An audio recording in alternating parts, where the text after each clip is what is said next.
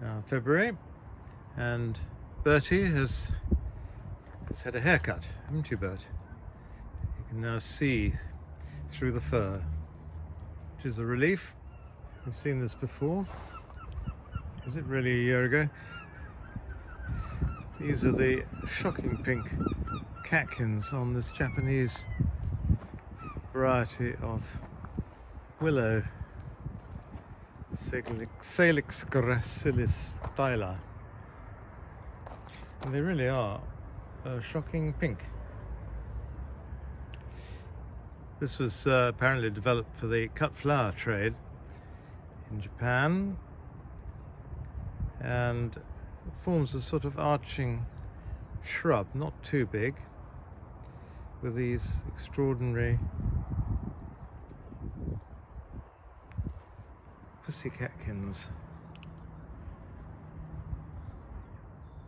This variety is called Mount Azo, and it's named after one of the largest volcanoes, active volcanoes in the world, which is in Japan. I'm not entirely sure why this rather pink fluffy thing should be named after a rather violent volcano. Maybe it was found growing near it.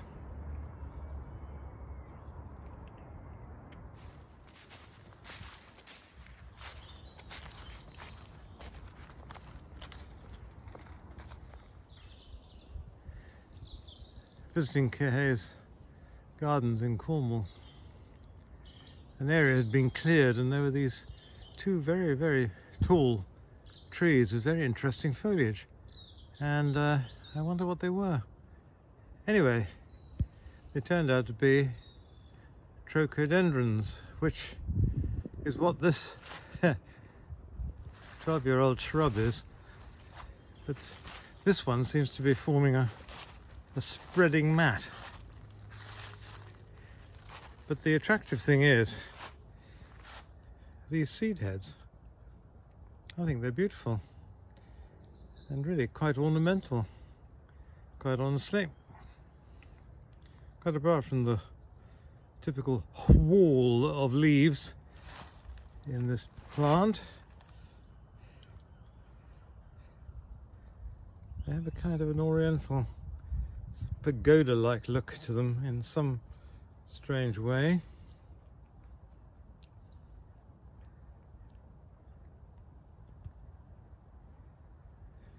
This is the Trochodendron Aurelioides, because it looks like an Aurelia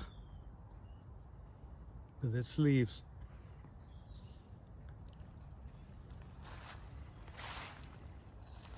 But it has formed quite a spreading shrub and shows absolutely no sign of wanting to go upwards into a tree.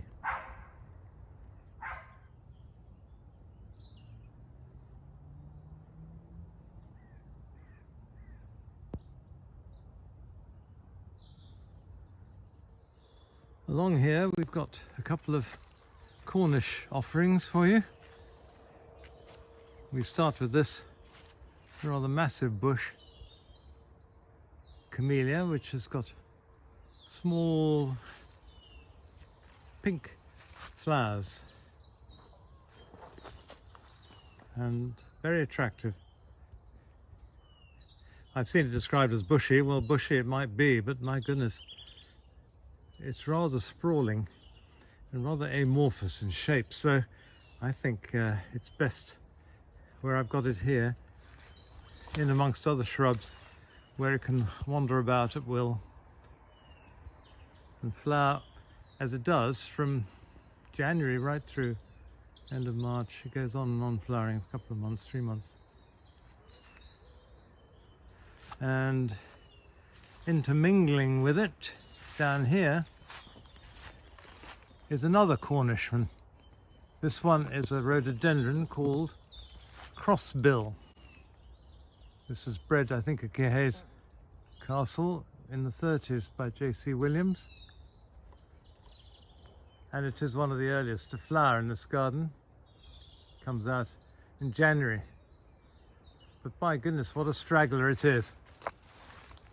As you can see, it's going up, up, up into that Berberis Valdiviana.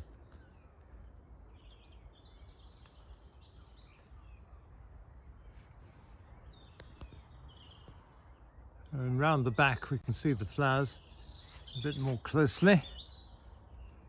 And they have these slightly closed up appearance with the sticky out stamens. And I think it's a little bit like one of the parents, a very strange looking rhododendron called spinuliferum.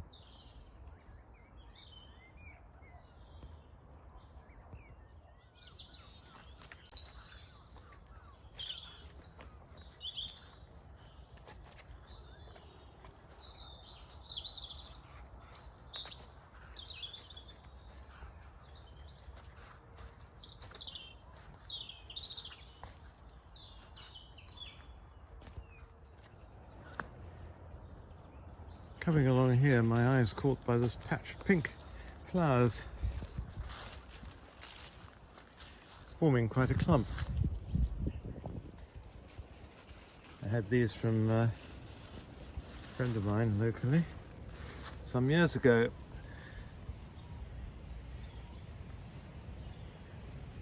These are cardamine, related to the cuckoo flower, our beautiful cuckoo flower, Cardamine pratense, and the horrid bittercress weed. This one forms a nice clump, very early flowering, with these pretty pink flowers. The leaves are arranged in fives, so it gives it its name. Quinquifolia, Cardamine quinquifolia.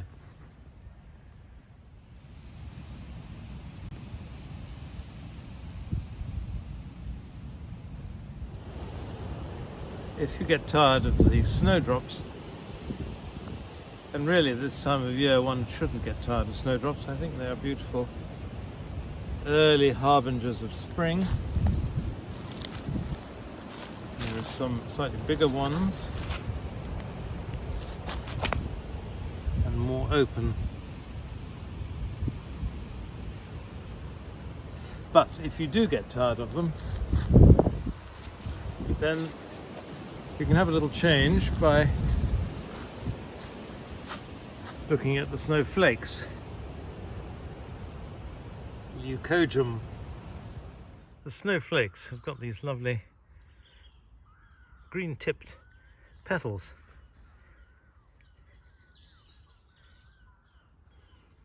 And the structure of the flower always reminds me of, you know, those glass Tiffany lamps, you see.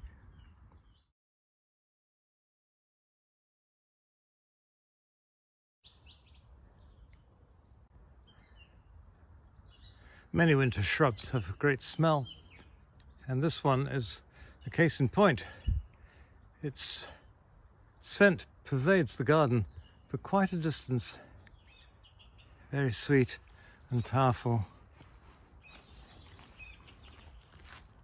This is of course Daphne Bolua, Jacqueline Postel. Jacqueline Postel was the wife of a propagator at Hilliers who chose this from a batch of seedlings and named it after his wife.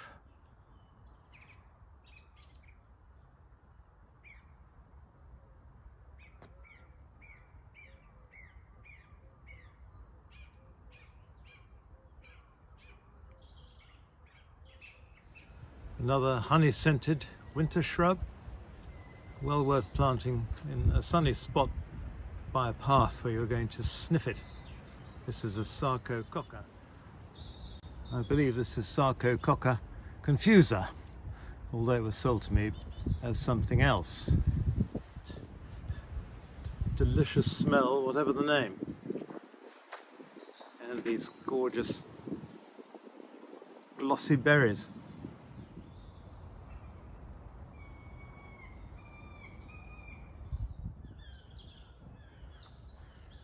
An antidote to the very large flowered camellias is this charming camellia called Transnocoensis. Early flowering, pretty buds, and the new growth is just phenomenal. Beautiful red, scarlet red new growth.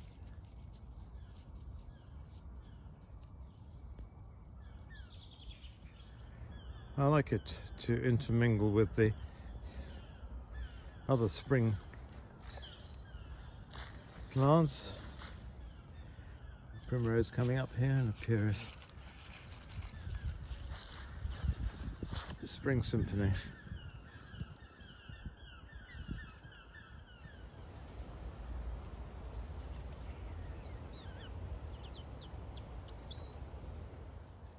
And near the camellia Transnocoensis is a site that I love.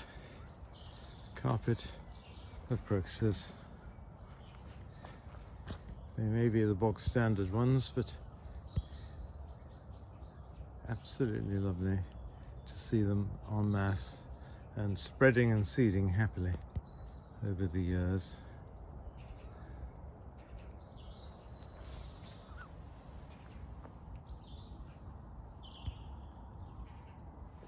February is always associated in my mind with hellebores, but this is a particular one I want to show you because it's really, really large flowers, and it's discovered in France. I think it was a chance hybrid, but it really has very large flowers, very attractive, and was given a name, Madame Limonier.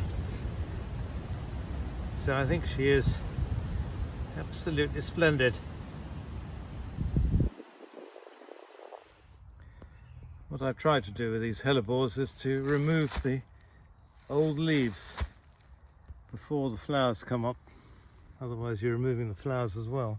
But this means you can see the flowers a lot better, and sometimes the leaves really look quite manky.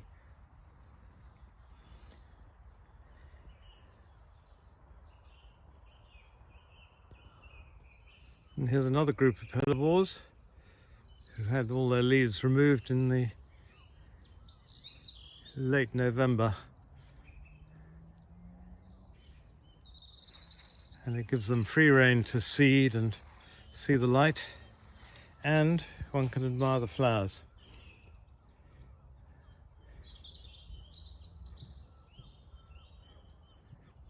Backed by the fantastic stems of the dogwood Cornish midwinter fire. Yes, very well named.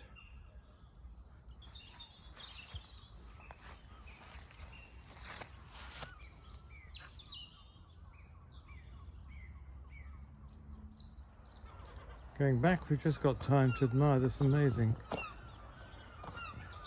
pea-like shrub, which just goes on and on and on flowering.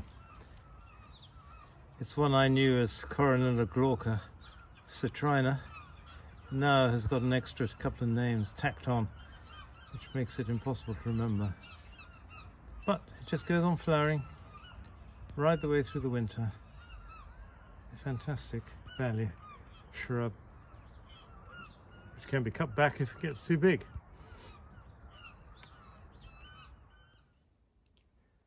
The only way to get a really good look at hellebores, in my opinion, is to float them in a glass bowl of water. And there you can admire the amazing myriad of shapes and sizes that are now available. It really is a marvelous sight.